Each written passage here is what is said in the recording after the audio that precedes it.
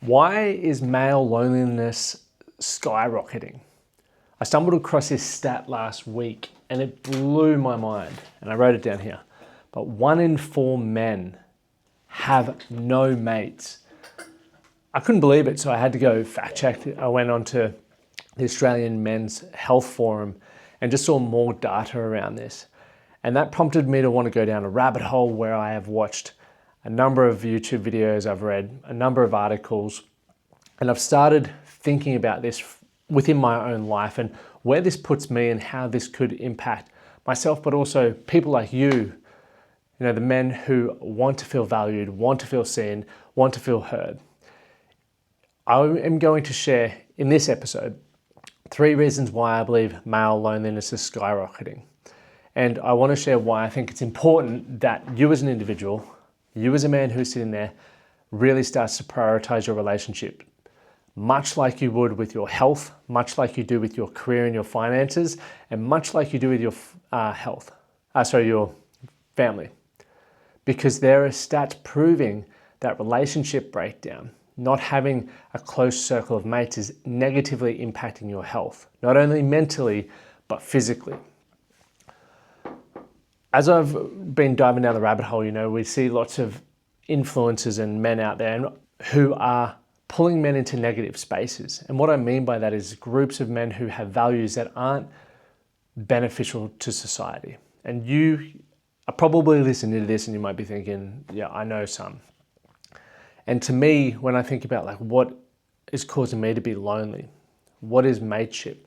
To me, mateship is those men who care about me. They're the ones who check in on me, who make the effort.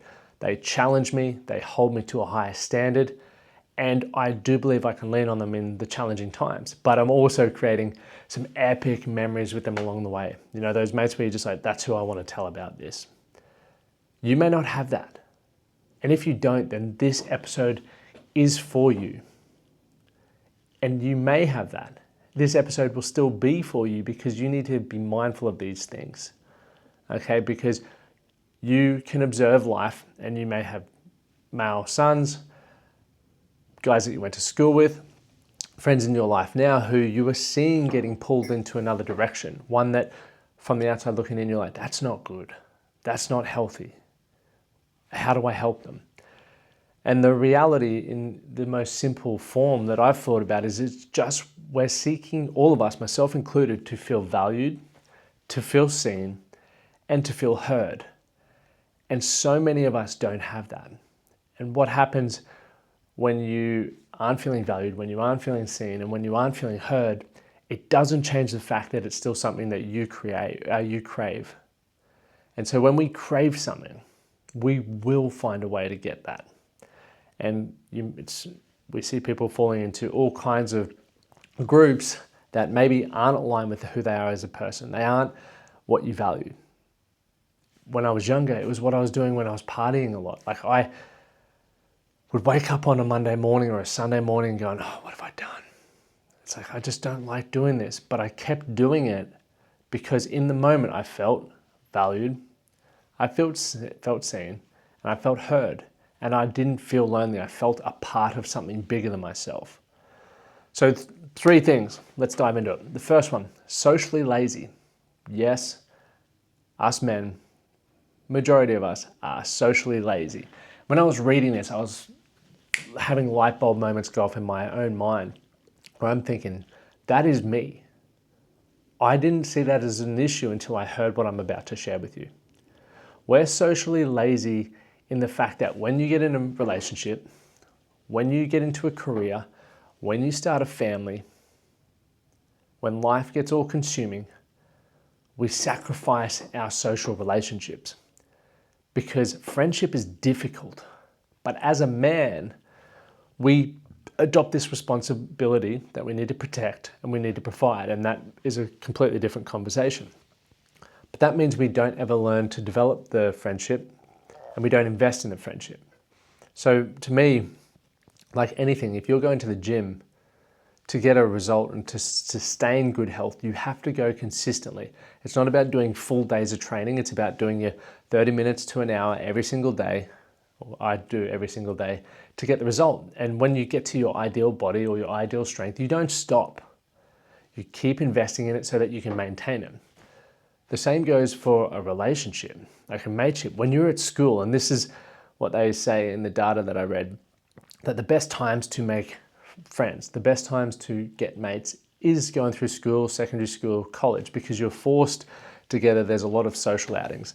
After that, it becomes more challenging, but it does not mean it's not as important. It's probably more important because we need that social connection, but we're dealing with so much resistance to it.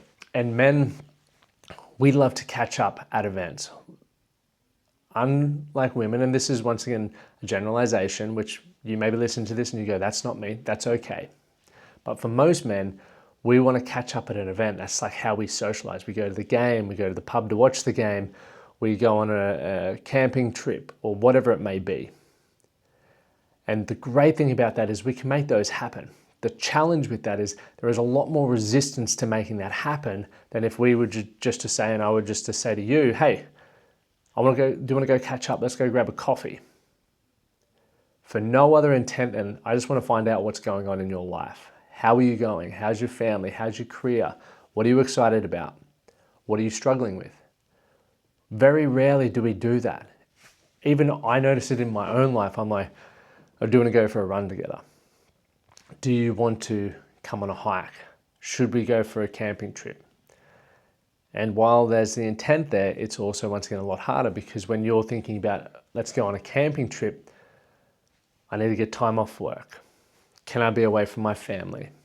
Can I afford it? We're putting all these roadblocks or little hurdles in place that get in the way, and sometimes it doesn't happen. You may have noticed that and you may be going, oh man, that's so true. And I was, as I was writing about this, I'm like, man, I do that all the time. And therefore a catch up that could have just happened at a coffee shop then gets pushed a couple of months. And then there's months between seeing my mates, and that's where friendship becomes difficult, or we make it more difficult than it needs to be. So what are some things you could do? And I want to ask you a question. If you didn't make the effort, how many of your mates would be around? I have a number of mates on my phone, in my favorites. I don't have my phone on me. In my favorites that I'll aim to call every week or every 2 weeks. And I do that because I went through a period where I did feel extremely lonely. And I realized that I needed to start investing time. I needed to start just calling and checking in what's going on, even if it's for 3 minutes, doesn't matter. But I wanted to start making that effort and then going for coffees. And I drive to Toowoomba, which is essentially 2 hours from where I am, just to see my mates, because that's important to me. So what are you going to do if you feel like you're being socially lazy like I have been to turn things around there? What can you do?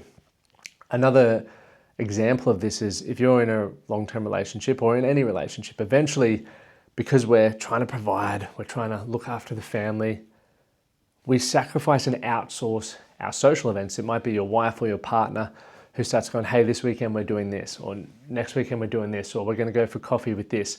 And all of a sudden your social calendar is designed by your partner. And that's not a bad thing. Well, actually it is, because you're still being social. But we see it all the time when relationships break down, that the wife or the partner will keep the relationships and you'll now be on the outer and you've got no one. And we don't have those skills. And I might make a separate video if you'd like it, just comment in the comments below. And just a quick side note, as you're listening to this, if you have thoughts, insights, opinions, perspectives, drop them in the comments. Like I'd love to hear from you guys, because this is a conversation that's bigger than me. It's for all of us men out there. But as we start getting our relationships outsourced, we lose the ability to build those relationships, right? Friendship is difficult. It's something that requires repetition. It's something that requires you building a relationship with yourself, which is what I want to go on to for point 2. But point 1 there is that we're socially lazy. I'm going to the footy this afternoon to watch the grand final, and I already caught myself this morning being like, oh, it's on at 6:30 tonight. I've got to work early in the morning. Maybe I can just text my mate, say, oh, actually, I'm going to just watch it from home. And that's what I want to do. That's in here. This is what my mind's telling me to do. But because, and I think this episode has come at the perfect time, that's me being socially lazy. I'm prioritizing work over my friendships. Why do we always prioritize everything else over ourselves, our friendships, and the things that matter most? Because when it's all said and done, I don't want to tell my work about things. I want to tell my friends about things. When I want to go on holidays, I don't want to go on holidays with my work. I want to go on holidays with my friends. And that requires investing in that. So I want you to think about that. And that last question that I'll repeat now is, if you didn't make the effort, how many of your mates would be around? Are they making effort? Because if they're not, you could just have a conversation with them and be honest. Just say, hey, Lachie, and pretend you're talking to me. Correct me if I'm wrong, or maybe don't start with correct me if I'm wrong, but I feel like this mateship or friendship is one way at the moment. I'm always making the phone calls. I'm always organizing the catch-ups. I'm worried that if I didn't do that we wouldn't speak. I just wanted to know what you thought about this. And then you can try and understand where they're coming from or what they think. And they might be like, oh, no, I'd reach out for sure. And maybe they would, maybe they wouldn't. But that's a conversation. And that's what friendship's about. You've got to have tough conversations. You've got to challenge each other. You've got to grow together. Now, point number 2, neglecting ourselves. We do this so easy. When I have men do the 7-domain scorecard, which you can find in the link below, the Man That Can scorecard, we look at the domains of life, from your health to your mindset to your relationships to your finances, etc. And quite often there's parts of ourselves that we are neglecting. And if you can't be working towards being the best version of yourself, how can you give your best to others? And once again, we've got this belief, right? Like we have to be the man, or what is a man? And then there's this contrast of being a man versus being a friend. And the pressures that I adopted and that I experienced, and I'd love to hear from you, is I need to protect and I need to provide at all costs. I need to make sure my wife and family always have food on the table. I need to make sure that they feel safe, and I need to be achieving. I need to be earning more money. I need to be getting more status. I need to be getting more recognition. And as a result of that, when I'm faced with a decision, let's use the example of this afternoon, between I have to work tomorrow and I want to go to the football tonight, 9 times out of 10, or probably 10 times out of 10, I'd choose work. Because that, to me, is being a man, or what I thought. But now I'm starting to challenge that, and I'm really, really, really excited to continue chatting with you all, reading more, watching more around this, and starting to reshape how I show up, looking at my calendar, learning what to say no to, and reprioritizing those things. Because if we only provide for others, giving yourself to your family and your wife and your friends and your colleagues, and you neglect yourself, how can you ever learn to be a great mate? How can you ever feel like you're valued, seen, and heard? Because if you aren't valuing yourself, if you aren't seeing yourself, and if you aren't hearing yourself, it's going to be very hard for you to communicate that with the world outside you. When people say, what's wrong? What will you answer if you haven't slowed down enough to know? When people say, what are you excited about?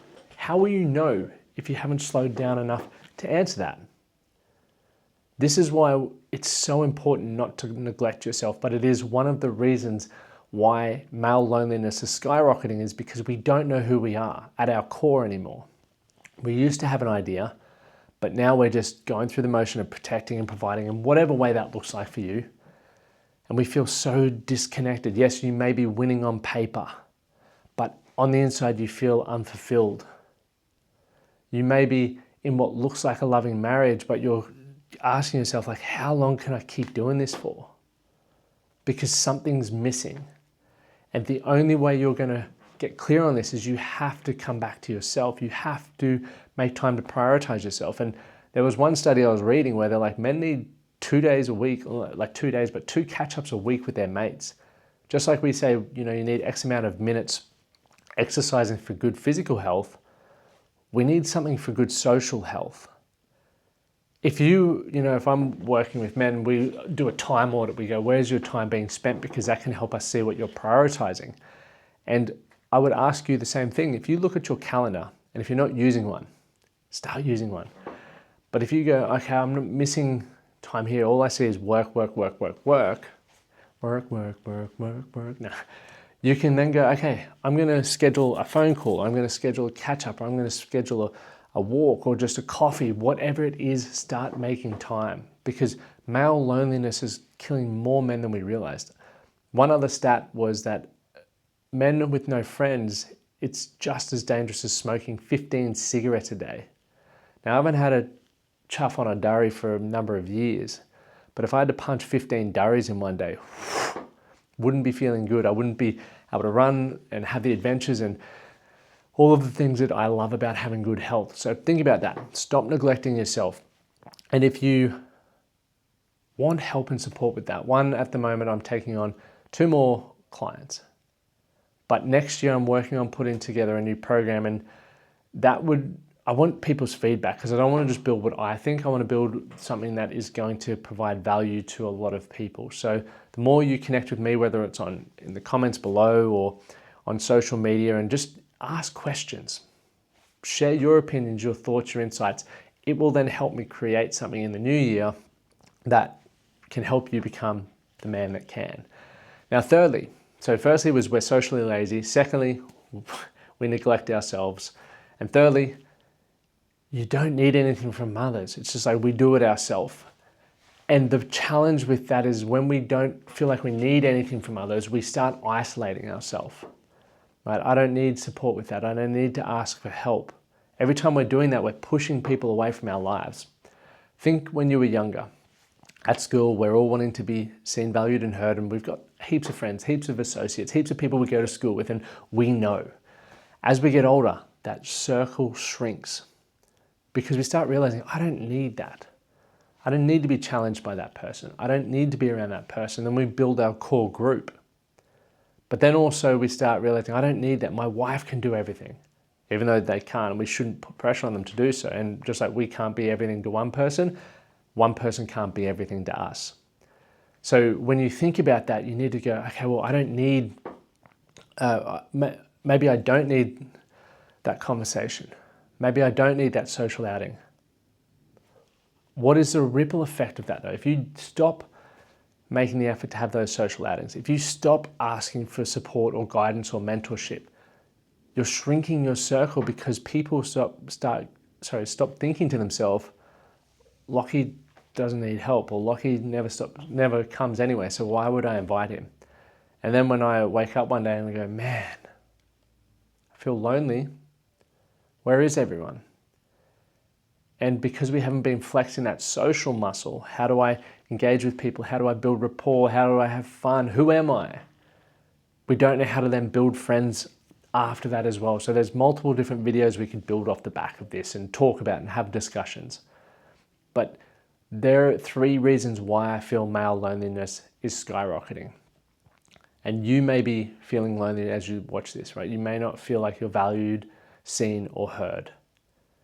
But I do believe that if you don't start prioritizing yourself, it's going to feel very challenging for you to ever be valued, seen, or heard, because you don't value yourself, you don't see yourself, and you don't hear yourself.